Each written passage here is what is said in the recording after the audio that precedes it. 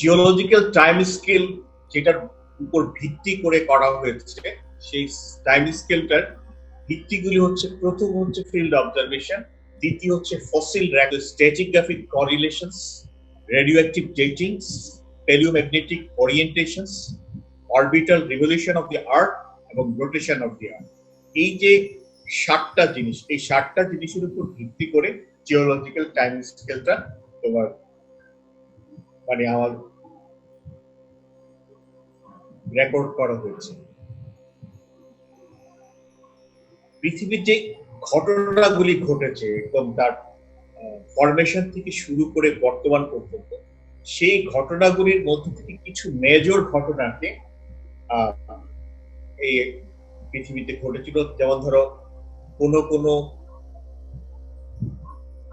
প্রজাতির জীব এক্সটিংক্ট হয়ে গেছে, আবার নতুন নতুন যে স্পেসিস গুলি এসছে লাইফের, সেই স্পেসিস গুলি, তারপর বিভিন্ন মাউন্টেন বিল্ডিং মুভমেন্টস গুলি, continental drift, spreading of oceanic floors,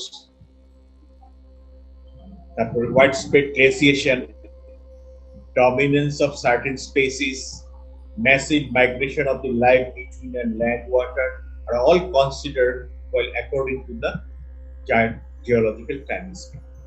ওই যে আগের স্লাইডে যে এগুলি দেখানো হয়েছে তার থেকে এই ইভেন্টগুলির উপর ভিত্তি করে তোমার এই জিওলজিক্যাল টাইম স্কেলগুলি গঠিত হয়েছে। These are the major events in the earth history. আচ্ছা, এরপরে আমরা চলে যাই স্ট্র্যাটিগ্রাফিটা কি। স্ট্র্যাটিগ্রাফি হচ্ছে একটা জিওলজির একটা শাখা, যে শাখায় আর্থ ক্রাস্টের যে রকস হিস্ট্রি সেটার উপর স্পেশাল এমফেসিস দিয়ে তোমার সময়, রেডিওঅ্যাক্টিভ এবং সময় এর মাধ্যমে তোমার যে স্টাডিটা করা হয়, সেই স্টাডিটাকে বলা হয় stratigraphy. Stratigraphy is the branch of geology which deals with the history of the rocks of the earth crust, with a special emphasis on their approximate time of formation, and their changes they have undergone since their formation. অর্থাৎ stratigraphy হচ্ছে একটা জিওলজির একটা বিষয় যেটা দিয়ে তোমার আর্থ ক্রাস্টের যে rocks গুলি আছে, সেই রকস গুলি কিভাবে কোন সময়ে তৈরি হয়েছে, অবশ্যই অ্যাপ্রক্সিমেট টাইম কোন সময় তার প্রায় তৈরি হয়েছে, এবং সে কি কি চেঞ্জের মধ্যে দিয়ে গেছে, সেটার উপর ভিত্তি করে যে রকসের হিস্ট্রি আলোচনা করা হয়, সেটাকে বলা হচ্ছে স্ট্র্যাটিগ্রাফি। আর তোমরা তো জানো হিস্ট্রি মানে কি। হিস্ট্রি ইজ দ্য ইভেন্টগুলিকে যদি আমরা কনসিকুয়েন্সিয়ালি সাজাই, তখন এই জিনিসটাকে বলা হয় হিস্ট্রি, সেই ব্রাঞ্চটাকে বলা হয় হিস্ট্রি। আর পৃথিবীর যে ইভেন্টগুলি, সেই ইভেন্টগুলিকে সাজানোটাকে বলা হচ্ছে আর্থ হিস্ট্রি। এখানে স্ট্র্যাটিগ্রাফিক রেকর্ড করার জন্য মানে যে জিওলজিক্যাল ইভেন্টগুলি আমরা ধরে নিই, সেটা হচ্ছে মাউন্টেন বিল্ডিং, যেটাকে আমরা সংক্ষেপে বলি origin, land sea relation, climatic fluctuation, glaciation, epeirogeny, age of rocks, evolution and migration of the plants. এই যে 7টা জিনিস, এই 7টা জিনিস তোমার স্ট্র্যাটিগ্রাফি রেকর্ড হিস্ট্রির মধ্যে ভিতর থাকে। এই জিনিসগুলি প্রিজার্ভ। এখন স্ট্র্যাটিগ্রাফিক যে প্রিন্সিপাল গুলি আমরা সাধারণত গ্রহণ করি, সেই প্রিন্সিপাল হচ্ছে principle of superposition, principle of horizontality, principle of lateral continuity, principle of cross cutting relationship, principle of faunal succession. এই যে 5টা প্রিন্সিপাল, এই 5টা প্রিন্সিপালের উপর ভিত্তি করে তোমার রিলেটিভ যে ডেটিংটা, এই রকস গুলি রিলেটিভ ডেটিং করা হয়, সেই মোতাবেক তোমার পৃথিবীর জিওলজিক্যাল টাইম স্কেলটা গঠন করা হয়। নাও আমরা চলে যাচ্ছি প্রিন্সিপাল অফ সুপারপোজিশনটা কি সেটা জানার জন্য। প্রিন্সিপাল অফ সুপারপোজিশন হচ্ছে sedimentary layers become progressively younger upward through a stratigraphic sequence. একটা non disturb stratigraphic sequence. Stratigraphic sequence মানে যদি কোনো সেকশনে রক গুলি যদি এক্সপোজ থাকে, সেই এক্সপোজ রকের মধ্যে যদি কোনো ডিস্টারবেন্স না থাকে, তাহলে উপরের রকটা হচ্ছে সবচেয়ে নতুন এবং সাকসেসিভলি নিচের রকগুলি সবচেয়ে পুরাতন। আস্তে আস্তে যত নিচের দিকে যাওয়া যায় সেই রকগুলি হচ্ছে সবচেয়ে পুরাতন। এটা হচ্ছে principle of superposition. Sedimentary layers become progressively younger upward through stratigraphic sequence. যত উপরের দিকে যাওয়া যায় তত তোমার যে রকের লেয়ারগুলি সেটা ততটা ইয়াঙ্গার হিসেবে প্রতীয়মান হয়। এটাকে বলা হচ্ছে প্রিন্সিপাল অফ সুপারপজিশন। এটা হচ্ছে স্ট্র্যাটিগ্রাফির প্রথম প্রিন্সিপাল। দ্বিতীয় প্রিন্সিপাল হচ্ছে এটাকে বলে principal of original horizontal. At the time of deposition, sedimentary layers are horizontal. If they are no longer horizontal, they have undergone some type of deformation. The two most common types of deformation হচ্ছে folding and bonding. এখানে যেটা বলা হচ্ছে originally যে কোনো deposition, কোনো sedimentary লেয়ারের যে ডিপোজিশন হয় সেটা হয় হরিজন্টাল। কিন্তু সেটা যদি কখনো ব্যত্যয় ঘটে থাকে তাইলে বোঝা যায় যে এটার ভিতরে কোনো না কোনো ডিফর্মেশন হচ্ছে, আইদার ফোল্ডিং হয়েছে অথবা ফল্ডিং হয়েছে, মানে কোনো কম্প্রেশনাল ফোর্স ক্রিয়েট হয়েছে বা টেনশনাল ফোর্স ক্রিয়েট হয়েছে বা স্ট্রেস ক্রিয়েট হয়েছে। এই ধরনের কিছু ফোর্সের কারণে সেটা ডিফর্ম হয়ে নিচের যে সাইজটা সেরকম। এইটাকে বলা হচ্ছে তোমার ডিফরমেশন। আমরা পরবর্তী ক্লাসগুলিতে ডিফরমেশন সম্পর্কে ডিটেইল করব। তো আমাদের এই যে প্রিন্সিপালটা সেটা মনে রাখতে হবে, at the time of deposition sedimentary layers আর হরাইজন্টাল। উপরের যে চিত্রটা ওটার মতো করে তোমার সেডিমেন্টারি যে লেয়ারগুলি সেটা হরাইজন্টাল অবস্থায় থাকে। এটাকে বলা হয় প্রিন্সিপাল অফ হরাইজন্টাল। এরপরে তোমার এই যে টিল্টিং হয়েছে, এই যে এইটা যেমন ফোল্ড সৃষ্টি হয়েছে, এখন দেখো এই যে রকটা এখানে ফোল্ডের সৃষ্টি হয়েছে, অর্থাৎ দুই দিকের প্রেসারের কারণে এই রকটা তার অরিজিনালি হরিজন্টাল ছিল, কিন্তু পরবর্তী পর্যায়ে দেখা যায় এইটা এরকম একটা ফোল্ডিং অবস্থায় চলে এসেছে। অর্থাৎ এরকম এইটা যে উপরে উঠেছে এটা হচ্ছে তোমার এন্টিক্লাইন, এবং এই যে এখানে নিচে চলে আসছে এটা হচ্ছে সিনক্লাইন। এই এন্টিক্লাইন এবং সিনক্লাইন ফোল্ডিং অবস্থায় হচ্ছে। এগুলি আমি পরবর্তী ক্লাসগুলিতে ডিটেইল পড়াবো, এই tilting of plates and folding. এরপর যে ফল্টিং এর কারণে অর্থাৎ ফেটে যদি যায়, কোনো লেয়ার যদি ফেটে যায় তখন এই তোমার অরিজিনাল হরাইজন্টালিটি যেটা সেটার ব্যত্যয় হতে পারে। অর্থাৎ যদি অরিজিনালি হরাইজন্টাল না থাকে কোনো সেডিমেন্টারি লেয়ার, তখন বুঝতে হবে যে এখানে অন্য কোনো ইভেন্ট, অর্থাৎ either folding or faulting, either compressional forces work or tensional forces work or stress forces work, বিভিন্ন ধরনের ইয়ে হতে পারে, কারণ হতে পারে। এরপর হচ্ছে principle of lateral continuity. Lateral continuity মানে হচ্ছে এটা পার্শ্বীয়ভাবে চারিদিকে ছড়ায়। At the time of deposition, sedimentary layers are continuous for a long distance. অনেক দূর পর্যন্ত তারা ডিপোজিট করে এবং পার্শ্বীয়ভাবে ডিপোজিট করে। কিন্তু যদি তোমার এই নিচের গুলির মধ্যে হয় তাইলে হচ্ছে মানে এগুলো ডিফর্ম হয়ে গেছে। এটা হচ্ছে টেনশনাল ফোর্সের কারণে, এটা কম্প্রেশনাল ফোর্সের কারণে, এটা ল্যাটারাল শিফটের কারণে, শিয়ার স্ট্রেসের কারণে তোমার এই যে ল্যাটারাল কন্টিনিউটি এখানে ভেঙে গেছে। এই ভেঙে যাওয়াটা ঘটে হচ্ছে তোমার যে কোনো একটা ইভেন্টের কারণে, স্টেশনাল ফোর্স, কম্প্রেশনাল ফোর্স অথবা শিয়ার ফোর্সের কারণে এই আনডিফর্ম লেয়ারগুলি কন্টিনিউটিটা ডিস্টার্ব হতে পারে। কিন্তু অরিজিনালি এই ডিপোজিশনের সময় sedimentary layers were continuous for a long distance. এটা হচ্ছে তোমার প্রিন্সিপাল অফ ল্যাটারাল কন্টিনিউটি। এই যে যেমন ধরো এইখানে বেডটা টার্মিনেটেড হয়ে গেছে বাই ফল্টিং, যে ফল্টিং এর কারণে এইটা লম্বা, এইটা কিন্তু একসাথে ছিল, কিন্তু এটার কারণে এখানে ডিসরাপশন, এইটা বলা হচ্ছে। এগুলি আমি তোমাদেরকে নেক্সট ক্লাসগুলিতে পড়াবো। আরেকটা কারণে তোমার এই কন্টিনিউটি ডিস্টার্ব হয়, সেটা হচ্ছে আনকনফর্মিটি কারণ।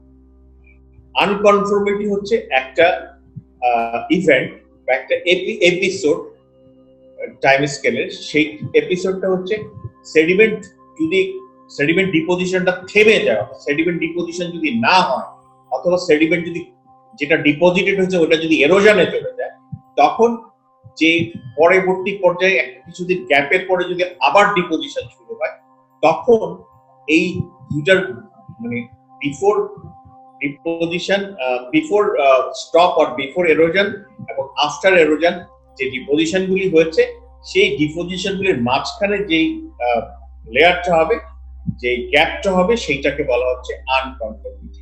এটাও আমি তোমাদের পরে ডিটেইল পড়াবো।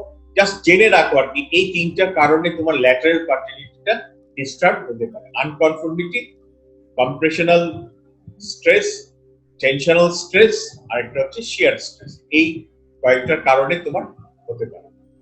তোমার কনফর্মিটি তিন ধরনের আছে, ডিসকনফর্মিটি, এগুলি আমি পরে তোমাদেরকে ডিটেইল করাবো। আচ্ছা, এরপরে হচ্ছে principle of cross cutting relation. Principal of cross cutting relationship হচ্ছে কোন লেয়ার যদি আরেকটা লেয়ারকে ক্রস করে, তাহলে যেই লেয়ারটা ক্রস করে সেটা নতুন, আর যাদের উপর দিয়ে ক্রস করে সেইগুলি হচ্ছে পুরাতন।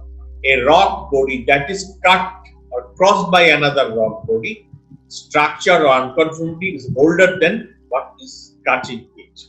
মানে এই যে A B C, A B C টা তোমার এই এক্সের চেয়েও পুরাতন। এটা হচ্ছে principle of cross cutting relationship. তাহলে এই যে প্রথম এই ইয়েটা বললাম, যে আমরা প্রিন্সিপাল যে কটা পড়লাম, কি কি প্রিন্সিপাল পড়লাম? Principle of superposition, original horizontality, lateral continuity, cross cutting relationship. আমাদের আরেকটা বাকি রয়েছে ফনাল সাকসেশন।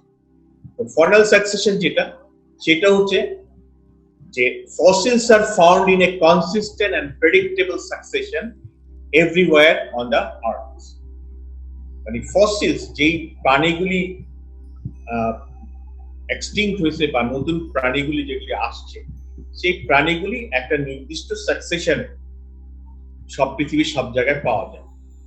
যেমন ধরো হর্সটা আসছে, এই 4টা স্টেজ পরে বর্তমান যে ইকুয়াস, সেই স্পেসিসটা আমরা দেখতে পাই। আগে ইকুয়াস গুলি দিয়ে তোমার কি কি ধরনের পরিবর্তন হয়েছে, কোন সময় কোন ধরনের ইকুয়াসের পূর্বসূরীরা ছিল, সেটা সম্পর্কে জানা যায়। যেমন ধরো হোমো ইরেক্টাস একসময় ছিল, এখন আমরা হোমো সেপিয়েন্স আমরা আসছি। হোমো সেপিয়েন্স হচ্ছে হলোসিন বা তোমার প্লাস্টোসিন বাউন্ডারির দিকে আমরা হলোসিন আসছি। প্লাস্টোসিনের আগে ছিল হোমো ইরেক্টাস, এর আগে ছিল হোমো হ্যাবিলিস, এর আগে ছিল অস্ট্রেলোপিথেকাস। এইগুলি, এই ধরনের যে প্রিন্সিপাল গুলি, সেটাকে বলা হয় principal of fossils or faunal succession. Fossils are found in a consistent and predictable succession everywhere on Earth. এইটা হচ্ছে তোমার faunal succession. এই faunal succession এর উপর ভিত্তি করে এই টাইম স্কেলটা হয়েছে। এখন এই টাইম স্কেল যে হয়েছে, আমি টাইম স্কেলের মোটামুটি তোমাদেরকে নির্দিষ্ট করে বলেছি কি কি প্রিন্সিপালের উপর গঠন করা হয়েছে, কি কি ইভেন্টের উপর গঠন করা হয়েছিল, এবং what is the basis of time. এখন আমি তোমাদেরকে দেখাচ্ছি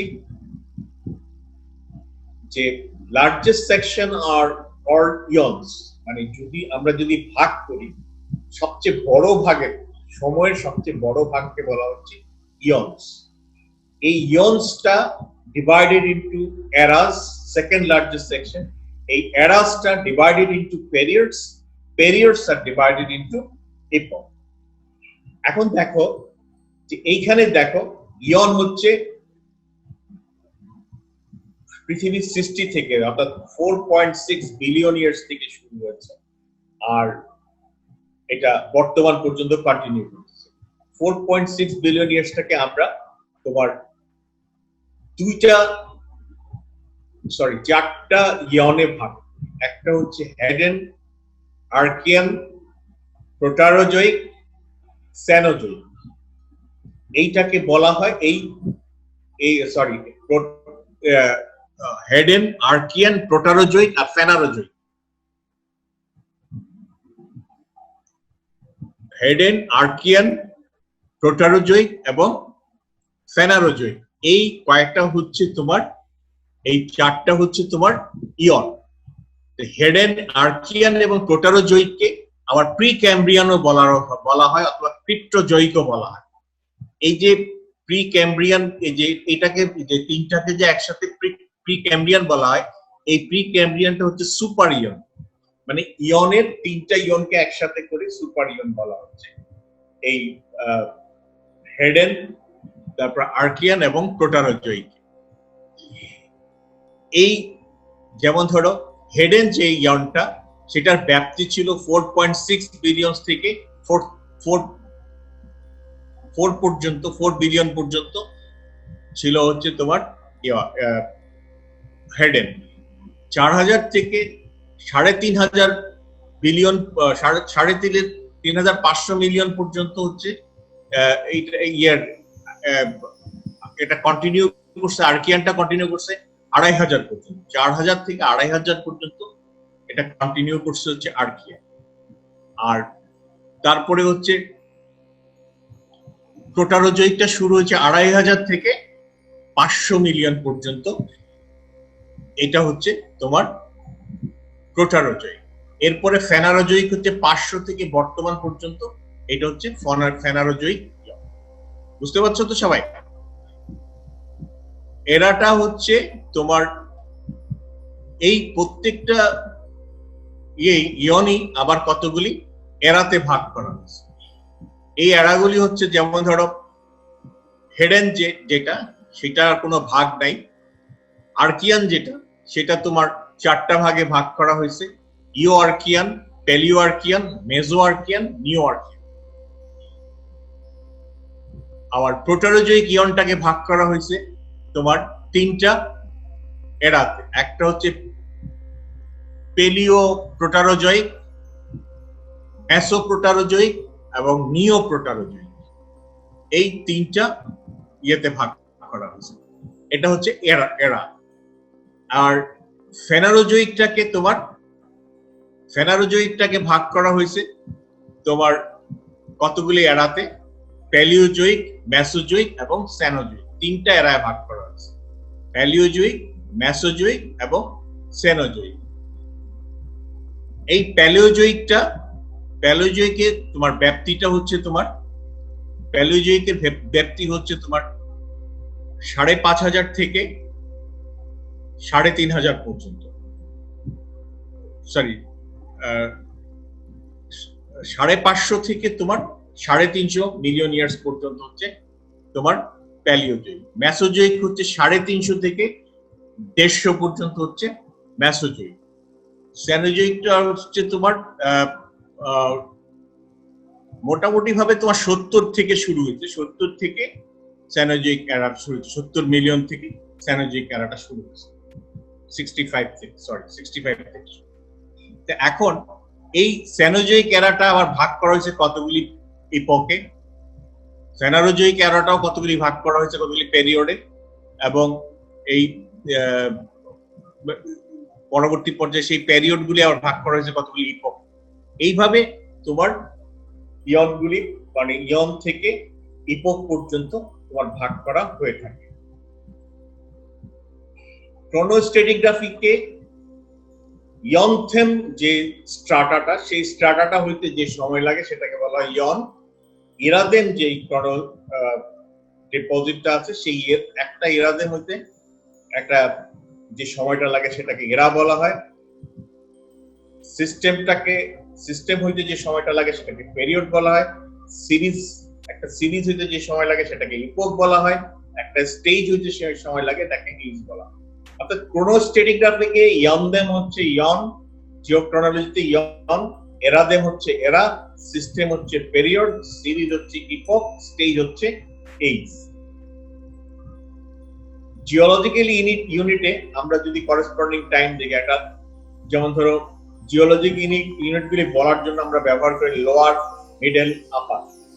ঠিক সেই সময়টাকে আমরা বলি, যেমন ধরো প্লাইস্টোসিনের আমলে যে ডিপোজিটটা আছে, সেই ডিপোজিটগুলি Pleistocene, lower Pleistocene deposit, middle Pleistocene deposit, upper Pleistocene deposit. যদি ডিপোজিট বলি তাহলে আমরা সেভাবে বলতে হবে। আর যদি টাইম বলি তাহলে আর্লি প্লাইস্টোসিন বলতে হবে, মিডল প্লাইস্টোসিন বলতে হবে, লেট প্লাইস্টোসিন বলতে হবে, টার্মিনাল প্লাইস্টোসিন বলতে হবে। এই ধরনের টার্মিনোলজিক্যাল ইউজ করতে হবে টাইমের বেলায়, আর জিওলজিক্যাল ইউনিটের বেলায় ইউজ করতে হবে তোমার লোয়ার, মিডল, আপার, এটসেট্রা। আচ্ছা, এখন দেখো যে পুরো টাইম স্কেলটা যখন আমরা বিবেচনা করি, এইটা আমি নিয়েছি হচ্ছে উইকিপিডিয়া থেকে। এইখানে যে সার্কেলটা দেখানো হচ্ছে, এখানে দেখো যে এই ক্লকটাতে 17.4 টোটাল 4.6 বিলিয়ন ইয়ার্স এর যে হিস্ট্রি, সেই হিস্ট্রিটার মধ্যে হেডেন যেই সময়টা, হেডেন যে ইয়নটা, সেই ইয়ন হচ্ছে 17.4% সময় হচ্ছে হেডেন নিয়ে নিছে। তারপরে হচ্ছে আর্কিয়ানটা হচ্ছে 28.3% সময় নিয়েছে, আর প্রোটারোজোয়িক যেটা সেটা নিয়েছে 42.6%। এরপরে এই বাকি যেটুক রয়েছে সেটা হচ্ছে বর্তমানে যে আমরা ফেনারোজোয়িক, এই ফেনারোজোয়িক ইয়নের মধ্যে যেমন সেনাজোয়িক যে এরাটা, এই যে ক্যামব্রিয়ান হচ্ছে 1.2%, অর্ডোভিশিয়ান হচ্ছে 1%, সিলুরিয়ান হচ্ছে 0.6%, ডেভোনিয়ান হচ্ছে 1.2%, কার্বনিফেরাস হচ্ছে 1.3%, পার্বিয়ান হচ্ছে 1%, ট্রায়াসিক হচ্ছে 1.1%, জুরাসিক হচ্ছে 1.2%, ক্রেটাসিয়াস হচ্ছে 1.73%, প্যালিওসিন হচ্ছে তোমার 0.2%, ইওসিন হচ্ছে 0.5%, অলিগোসিন হচ্ছে 0.2%, মায়োসিন 0.4%, প্লায়োসিন হচ্ছে 0.1%, প্লায়োস্টোসিন হচ্ছে 0.1%, আর হলোসিন জাস্ট শুরু হয়েছে। এই 13% এইভাবে ডিস্ট্রিবিউট করা হচ্ছে। এইখানে তোমরা জানো যে কার্বনিফেরাস পর্যন্ত হচ্ছে তোমার প্যালিওজোয়িক এরা, এরপরে হচ্ছে মেসোজোয়িক এরা, এরপর হচ্ছে এই যে ইওসিন থেকে তোমার হচ্ছে সেনোজোয়িক।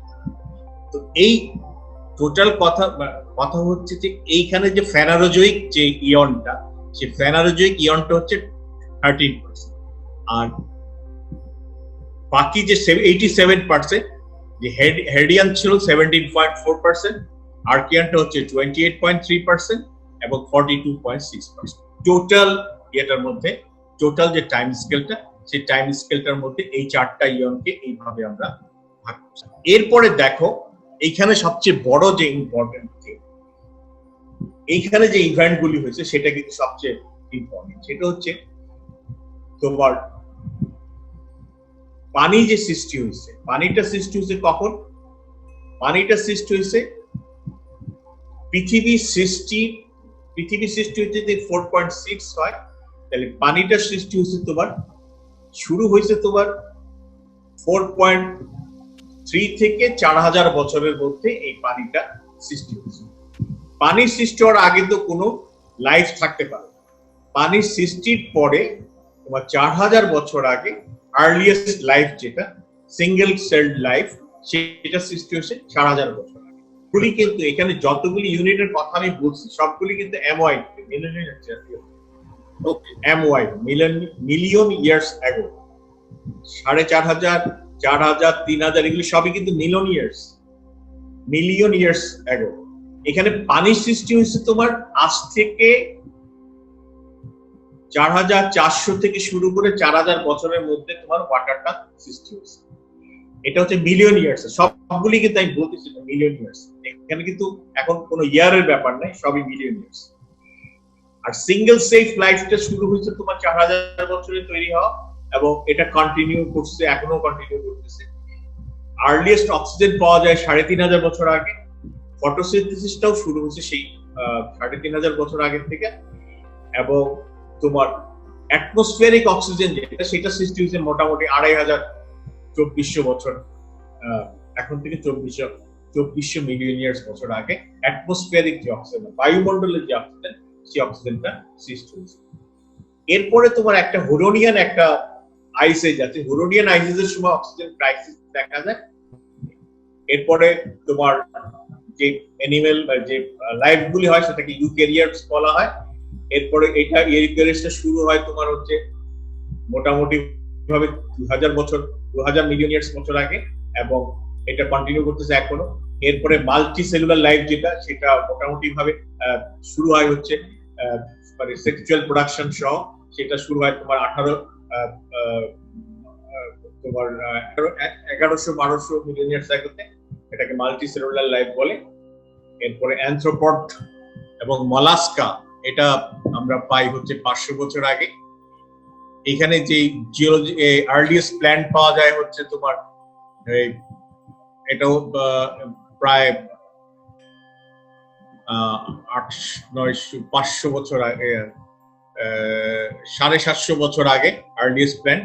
আর্লিয়েস্ট এনিমেলও তোমার এই 750-600 বছর আগে বলা হয়। ইডিয়াকারা বায়োটা যেটা, সেটাও তোমার এই সময় হয়। এখানে একটা জিওলজিক্যাল ইভেন্ট হয়, সেটা হচ্ছে ক্যাম্ব্রিয়ান এক্সপ্লোশনটা, সেটা হয় মোটামুটি 500 বছর, 500 মিলিয়ন ইয়ার। এখানে যে অ্যানথ্রোপড এবং mollusca, plant, dinosaurs, flower, birds, mammals, এটা দেখো কত অল্প সময়ের মধ্যে, মানে 500 মিলিয়ন ইয়ার্স থেকে বর্তমানের মধ্যে কিন্তু এই জিনিসগুলি চলে আসে।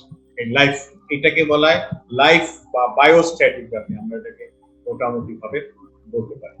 এইখানে আরেকটা পাই ক্লক দেখানো হচ্ছে। এইখানে দেখো যে এই যে হেডেন যে ইয়েটা 4.6 বিলিয়ন থেকে 3.8 বিলিয়ন ইয়ার্স বা গ্যালা ইয়ার্স যেটাকে বলা হয়, এই 3.8 থেকে 3GA থেকে 2.5 গ্যালা ইয়ার্স পর্যন্ত হচ্ছে এখানে এই যে ফটোসিনথেসিস স্টার্ট হয়। সার্কা 3500 মিলিয়ন ইয়ার্স থেকে ফটোসিনথেসিস স্টার্টারটা শুরু হয়। প্রথম যে হেডেনের এই 4 গ্যালা ইয়ার্স এর মধ্যে হেভি বম্বার্ডমেন্ট হয় এবং ফার্স্ট লাইফ দেখা যায়। এর মধ্যে কিন্তু এই 4-এর মধ্যে, এই 4.6 থেকে 4-এর মধ্যে তোমার পানির সৃষ্টি হয় এবং লাইফের উদ্বোধন হয় এই সময়টার মধ্যে। এই জায়গায় ফার্স্ট লাইফ এই জায়গায় শুরু হয়। এটা হচ্ছে ইউক্যারিওটস নামে। এরপরে হলো সিনথেসিস হয় তোমার 3500 মিলিয়ন ফটোসিনথেসিস হয়। 2300 বছর আগে অ্যাটমসফিয়ারে মানে অক্সিজেন রিচ হয়। স্নোবল হয় প্রথম 2500 মিলিয়ন ইয়ার্স এগোতে। 750 থেকে 635 বছর আগে হয় স্নোবল আর্থ, 2 স্নোবল আর্থ, এটাকে ইয়ে করা হয়। 530 বছর ক্যাম্ব্রিয়ান এক্সপ্লোশন হয়। 380 মিলিয়ন ইয়ার্স এর দিকে ফার্স্ট ভার্টিব্রেট ল্যান্ড অ্যানিমাল পাওয়া যায় এবং 230 থেকে 65 মিলিয়ন ইয়ার্স এর মধ্যে ডাইনোসরাসটা পাওয়া যায়। 2 মিলিয়ন ইয়ার্স আগে প্রথম মানুষের দেখা পাওয়া যায়। 2 মিলিয়ন ইয়ার্স মোটামুটি ভাবে, অ্যারাউন্ড 2 মিলিয়ন ইয়ার্স। আর এইখানে যে ইভেন্ট, প্রথম যে ইভেন্টটা হয় সেটা ফরমেশন অফ দি আর্থ 4550 বছর, 4527 বছর ফরমেশন অফ দি মুন। মানে জাস্ট তোমার মুনটা তৈরি হয় পৃথিবীর সৃষ্টি হওয়ার 23 মিলিয়ন ইয়ার্স এর মধ্যে। 23 মিলিয়ন ইয়ার্স এর পরেই তো মুনটা সৃষ্টি হয়, অর্থাৎ এই ফরমেশন অফ দি মুন হয়। এবং এই পানিটা সৃষ্টি হয় কিন্তু অনেক পরে। পানির সৃষ্টি হতে তোমার এই যে 4527 থেকে শুরু হয়ে 4000 এর মধ্যে, এই সময়টাতে আস্তে আস্তে পানির সৃষ্টি হয় এবং সমুদ্রটা মোটামুটি ভাবে 4000 মিলিয়ন ইয়ার্স এর মধ্যে, অ্যারাউন্ড ইয়ার মধ্যে তৈরি হয়। এখানে একটা স্ট্রেট সংক্ষেপে আমি একটা ইয়ে বলছি যে ইয়াং, হেডেন, আর্কিয়ান, প্রোটারোজোয়িক, ফেনারোজোয়িক, ইয়াং। আর এইটাকে, এই তিনটাকে একসাথে সুপার ইয়নও বলা হয়। এই তিনটাকে একসাথে, সেটা হচ্ছে প্রি ক্যাম্ব্রিয়ান সুপার ইয়ন। আর এটার এখানে ভাগগুলি দেখানো হয় না, যে চারটা যেটা দিয়েছি সেখানে আছে। ফেনারোজোয়িক এরাতে 3টা ভাগে ভাগ করা হয়েছে, Palaeozoic, Mesozoic, Cenozoic era. Palaeozoic এরাটাকে তোমার 6টা ভাগে ভাগ করা হয়। একটা হচ্ছে Cambrian, Ordovician, Silurian, Devonian, Carboniferous, Permian. মেসোজোয়িকটা ট্রায়াসিক, জুরাসিক, ক্রেটাসিয়াস। সেনোজোয়িকটা প্যালিওজিন, নিওজিন এবং কোয়াটারটার। এই হচ্ছে মানে স্ট্রেট যে ইয়েটা, সেটা হচ্ছে এই সাজালে এইভাবে আমরা পাই। তারপরে আমাদের যে কনসার্ন কিন্তু এখানে আগের ইয়েটাতে আমি চলে যাই। আমাদের যে লাইনটা, সেটা কিন্তু জাস্ট হিউম্যান যখন ইভলভ হয়েছে, অর্থাৎ আমাদের মানুষ আসছে পৃথিবীতে কিন্তু এই যে সেনোজোয়িক এরার নিওজিনের পরে তোমার নিওজিনের জাস্ট কিছু পরে, এই যে প্লায়োসিন এই সময়টা থেকে প্লায়োসিন যে সময়টা, এই যে প্লায়োসিন যে সময়টা, এইখান থেকে শুরু করে এর ভিতরে তোমার এই মানুষের প্রথম ইয়ে পাওয়া যায় এবং বর্তমান পর্যন্ত এই যুগটাকে জিওলজিস্টরা অ্যানথ্রোপোসিন নাম দিয়েছে। অর্থাৎ মানুষ যখন থেকে ইভলভ হয়েছে সেই ইভলভ থেকে শুরু করে ওই ইপকটার নাম দেওয়া হয়েছে Anthropocene epoch. It has evolved to describe an epoch starting sometime in the past, on the whole defined by anthropogenic carbon emission. অর্থাৎ মানুষ যে কার্বনটা তৈরি করছে, সেই কার্বন এমিশন থেকে প্রোডাকশন এবং কনজাম্পশন অফ প্লাস্টিক গুডস পর্যন্ত এই সময়টাকে বলা হচ্ছে কি, মানে নাম দিতে চাচ্ছে সায়েন্টিস্টরা অ্যানথ্রোপোসিন।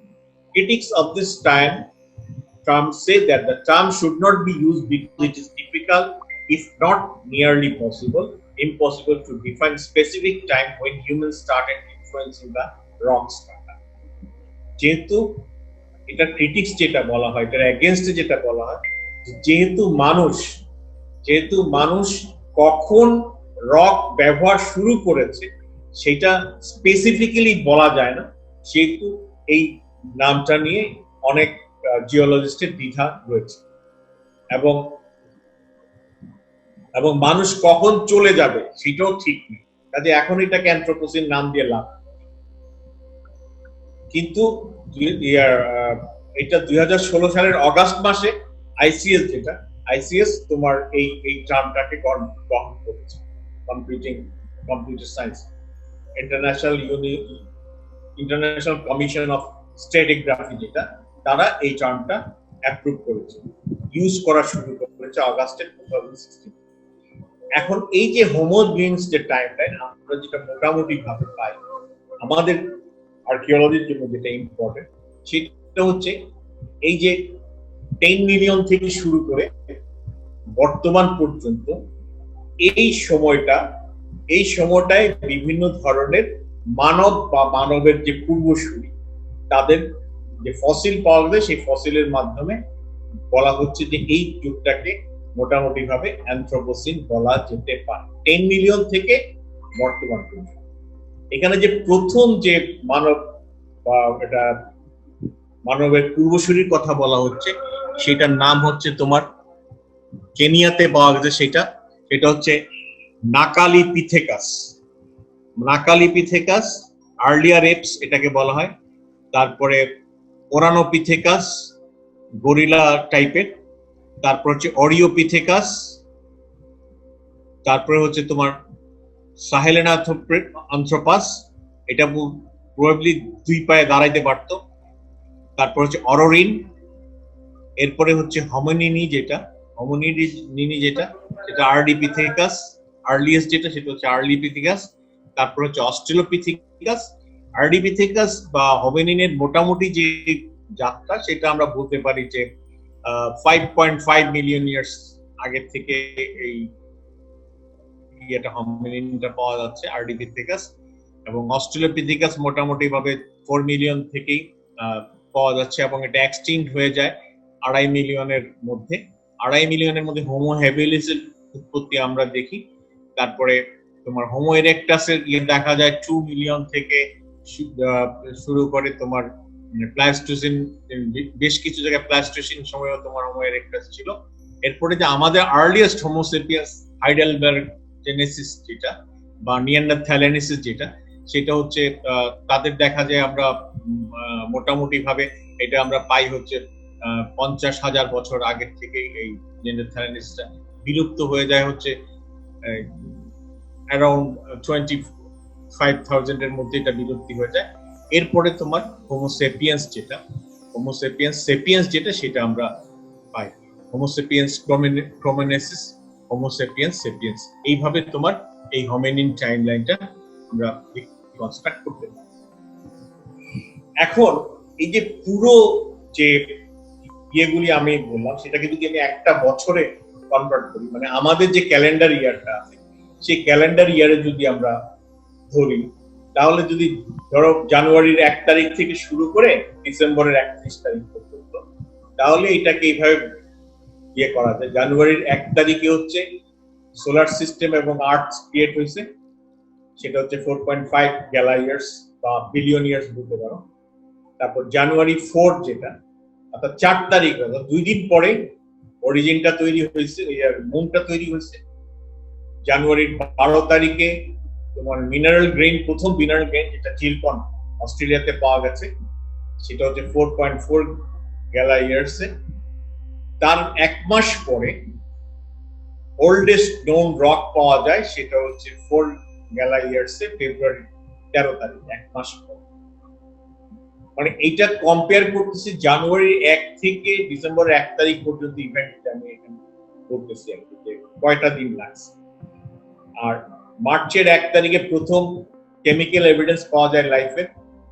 মার্চের 25 তারিখে অর্থাৎ যার 24 দিন পরে ওল্ডেস্ট নোন ফসিল ব্যাকটেরিয়া সেটার ফসিল পাওয়া যায়। এবং মার্চ, এপ্রিল, মে, জুন অর্থাৎ 2 মাস পরে major increase of atmospheric oxygen, অক্সিজেনের আধিক্য, মানে আস্তে আস্তে অক্সিজেনটা বাড়তে শুরু করে। এবং অগাস্টের 25 তারিখ অর্থাৎ জুলাই, 1.5 মাস পরে ওল্ডেস্ট কমপ্লেক্স সেল যেটা ইউরোক্রাইটিস নামে যে জীবগুলি, সেই ইউক্যারায়োটস যেটা 1.6 গ্যালা ইয়ার পাওয়া যায়। আর ওল্ডেস্ট অ্যানিমেল পাওয়া যায় তোমার অগাস্ট, সেপ্টেম্বর, অক্টোবর, নভেম্বর, তার 3 মাস পরে নভেম্বরের 13 তারিখে সেটা হচ্ছে 600 million years oldest animal fossil. নভেম্বরের 18 তারিখ তার 5 দিন পরে major diversification of animals including first tribes, molluscs, এদের এভিডেন্স পাওয়া যায়। 26 তারিখ অর্থাৎ তার 8 দিন পরে ওল্ডেস্ট টেরেস্ট্রিয়াল ফসিল বা ফাঙ্গাই যেটা ফাঙ্গাস সেটার ফসিল পাওয়া যায়। 4 পায়ের জন্তু দেখা মিলে নভেম্বর 26 অর্থাৎ 3 তারিখে, ডিসেম্বরের 3 তারিখ তার 6-7 দিন পরে ওল্ডেস্ট ফোর লিভ অ্যানিমালস বা টেট্রাপড যেটা সেটা আমরা পাই। ডিসেম্বরের 11 তারিখ আমরা মাস এক্সটিংশন, মানে অনেক প্রাণী এখানে এক্সটিংক্ট হয়ে যায় ডিসেম্বরের 11 তারিখ অর্থাৎ 8 দিন পরে। ডিসেম্বরের 12 থেকে আমরা ডাইনোসরের ফসিল সম্পর্কে জানতে পারি, 13 তারিখে সুপার কন্টিনেন্ট প্যানজিয়ার দেখা মিলে, 13 তারিখে সুপার কন্টিনেন্ট প্যানজিয়া অর্থাৎ 2.25 মিলিয়ন ইয়ার্স সুপার কন্টিনেন্ট প্যানজিয়ার দেখা মিলে। ডিসেম্বরের 17 তারিখে ম্যামাল ফসিল পাওয়া যায়। ডিসেম্বর 4 দিন পরে ডিসেম্বরের 21 তারিখে ফ্লাওয়ারিং প্যাড দেখা যায়। ডিসেম্বরের 26 তারিখে মোস্ট ডাইনোসরাস আসে। ডিসেম্বরের 31 তারিখে হিউম্যান এবং শিম্পাঞ্জি লিনেজ ডিভার্স হয়। অরিজিন অফ হোমো সেপিয়েন্স হচ্ছে তোমার ডিসেম্বরের 31 অর্থাৎ ডিসেম্বর 26 মানে হচ্ছে 65 মিলিয়ন ইয়ার্স। আমি পুরা 4.6 কে 365 দিয়ে ভাগ করে এই জিনিসটা করা হয়েছে। এতে দেখা যায় যে 12টা 25 মিনিট, 31 তারিখ 12টা 25 minute 25 PM human chimpanzee lineage diverse, মানে মানুষ জাতীয় যে পূর্বসূরিগুলি, সেই পূর্বসূরিগুলি এখানে আসে। এবং প্রথম অরিজিন অফ হোমো সেপিয়েন্স হয় তার জাস্ট 1 ঘন্টা পরে। হোমো সেপিয়েন্সের অর্থাৎ এই সময়টার মধ্যে মানুষের ইভলিউশনটা হয়, এই যে 6 মিলিয়ন ইয়ার্স থেকে 0.3 মিলিয়ন ইয়ার্স পর্যন্ত। এই সময়টার মধ্যে তোমার হিউম্যান ইভলিউশন হয়। এবং বর্তমান যে হোমো সেপিয়েন্স হাইডারলেনেসিস বা যেটাকে আমরা ক্রোমেনিয়ান ম্যান বলি বা নিয়ান্ডারথ্যালেনেসিস যেটাকে বলি, তারা কিন্তু আসে এই সময়টার মধ্যে। হোমো সেপিয়েন্স, নিয়ান্ডারথ্যালেনেসিস, হাইডারলেনেসিস, তারপরে পিকেনেসিস, জাভানিকাস, এই যে হিউম্যানগুলি, হোমো সেপিয়েন্স হিউম্যানগুলি, তারা হচ্ছে 11টা 25 মিনিটে ইভলভ। আর সেই তুলনায় মানুষ প্রথম ডোমেস্টিকেশন শুরু করে 11টা 58 মিনিট, অর্থাৎ তার 33 মিনিট পরে, মানে 33 মিনিটের মধ্যে মানুষের কুকুর পালন শুরু করে। এভিডেন্সটা আমাদের আছে। এবং 1 মিনিট পরে ওল্ডেস্ট রাইটিং আমরা পাই 11টা 59 মিনিট 22 সেকেন্ডে, 11টা 59 মিনিট 22 সেকেন্ড সময়ে আমরা ওল্ডেস্ট রাইটিং যেটা সেটা পাই। 29 সেকেন্ড পরে, 11টা 59 29 সেকেন্ড পরে আমরা গ্রেট পিরামিড গুলি যেটা গিজার দেখি। তারপর 57 সেকেন্ড পরে, মানে 11টা 59 মিনিট 57 সেকেন্ডে কোপারনিকাস রেভলিউশন, যেটা কোপারনিকাস তোমার 1600 আর্লি 1600 দিকে বলছিল কোপারনিকাস রেভলিউশন। সেই কোপারনিকান রেভলিউশন যেটা সেটা পাই হচ্ছে 11টা 59 মিনিট 57 সেকেন্ড পরে, এবং 11টা 59 মিনিট 59 সেকেন্ড পরে ডারউইনিয়ান যে রেভলিউশন সেইটা পাই। এবং তারপরে যেটা সেটা এবার মাইক্রো সেকেন্ডে চলে গেছে, অর্থাৎ ওই 59 প্রতিটা সেকেন্ডেরও আবার ভাগ সেই পর্যায়ে চলে যাবে। অর্থাৎ পুরো ওয়ার্ল্ড হিস্ট্রির তুলনায় আমরা যেটা নিয়ে কাজ করছি, আর্কিওলজিস্টরা যেটা কাজ করছি, সেটা হচ্ছে ফ্র্যাকশন অফ সেকেন্ডস। বছরের তুলনায় it is a fraction of second. আর তারপরে আমরা পুরো জিওলজিক্যাল টাইম স্কেলকে যদি আমরা একটা বছরের সাথে তুলনা করি, তখন আমরা দেখতে পাই যে আমরা মানুষ মানে এই ডিসেম্বরের 31 তারিখের শেষ সময়টা, মানে এই 12টা 25 PM থেকে 11টা 59 PM পর্যন্ত, 11 মানে 12টা হয়ে গেলেই তো তোমার এটা আবার ইয়ে হয়ে যাবে, মানে 12 AM হয়ে গেলে তো আবার এটা 1 তারিখ হয়ে যাবে, জানুয়ারির আরেকটা পর্যন্ত। অর্থাৎ 59 সেকেন্ড পর্যন্ত আমরা এটাকে ইভালুয়েট করছি। এবং পরে যে ডারউইনিয়ান থিওরি যখন দেওয়া হয়েছে, ডারউইনিয়ান থিওরি রেভলিউশনটা হয়েছিল তোমার সামথিং 1800 খ্রিস্টাব্দ 19th সেঞ্চুরিতে। সেই বাকি যে ইভেন্টগুলি 20th সেঞ্চুরি, অর্থাৎ 19 শতক এবং 20 শতকের এই যে বিগিনিং এবং 21st সেঞ্চুরি, এটা কিন্তু এখনো সেকেন্ডের মাইক্রো সেকেন্ড, মানে সেকেন্ডের পরের ভাগগুলি তো আমরা বেশি ইভেন্ট নেওয়া হতো। সো একজন আর্কিওলজিস্টের পক্ষে কতটা ডিফিকাল্ট যে এই সময়গুলিকে নির্ধারণ করা। আরেকটা জিনিস হচ্ছে যে মানে সবচেয়ে ইম্পর্টেন্ট যেটা, যেমন ধরো ফিল্ড অবজারভেশন, স্ট্র্যাটিগ্রাফিক, ফসিলের বদলে আমরা আর্কিওলজিস্টরা ইউজ করি আর্টিফ্যাক্ট। ফিল্ড অবজারভেশন আমরা ইউজ করি কি ধরনের চেঞ্জ হচ্ছে, ন্যাচারালি কি চেঞ্জ হচ্ছে, মানুষ কি চেঞ্জ করছে, এই ডিফারেন্স গুলি জানার। তারপরে আমরা এই অবজারভেশন করি। এইরকম একটা টাইম স্কেল কিন্তু মানুষের ইভলিউশনের পর থেকে আমরা আর্কিওলজিস্টরাও কিন্তু এরকম একটা টাইম স্কেল বানিয়েছি। সেই টাইম স্কেলটা হচ্ছে 11টা 25 মিনিট থেকে 12টা, অর্থাৎ এই যে 35 মিনিট, এই 35 মিনিটের একটা টাইম স্কেল আমাদের তৈরি করতে হবে। This is the problem with archaeologist. এবং আর্কিওলজিস্টরা স্টিল ট্রাইং, এখনো চেষ্টা করছে, they are still trying to submit a time scale, অর্থাৎ archaeological time scale, not geological time scale, from 11:25 to 12 o'clock। অর্থাৎ এর মধ্যে ভিতরে আমরা যে মানে ইভেন্টগুলি দেখি, সেই ইভেন্টগুলি কত ছোট, সেকেন্ডের চেয়েও ছোট, সেই জিনিসগুলো আমরা দেখতে চেষ্টা করি। সো আর্কিওলজির সাথে জিওলজির মিল এই জায়গায়, তারা হচ্ছে জিওলজিস্টরা বড় বড় ইভেন্ট দেখে, আর্কিওলজিস্টদের দেখতে হয় খুব ছোট ছোট। এবং জিওলজিস্টদের সুবিধা হচ্ছে জিওলজিস্টরা বড় বড় ডিপোজিশন নিয়ে কাজ করে। আমাদের ডিপোজিশন, মানুষের ডিপোজিশন কিন্তু খুবই অল্প, সেই তুলনায় খুবই অল্প। ইভেন্টও কিন্তু খুবই, মানে অনেক বেশি ইভেন্ট, কিন্তু সময় খুব অল্প। মানুষের এই চেঞ্জ, এটা কিন্তু সময় খুব অল্প। যদি আমরা সেই তুলনায় কম্পিউটার কবে আবিষ্কার হয়েছে সেটা যদি দেখি, তাহলে হয়তো দেখা যাবে যে 0.59.01 সেকেন্ড এরকম হবে,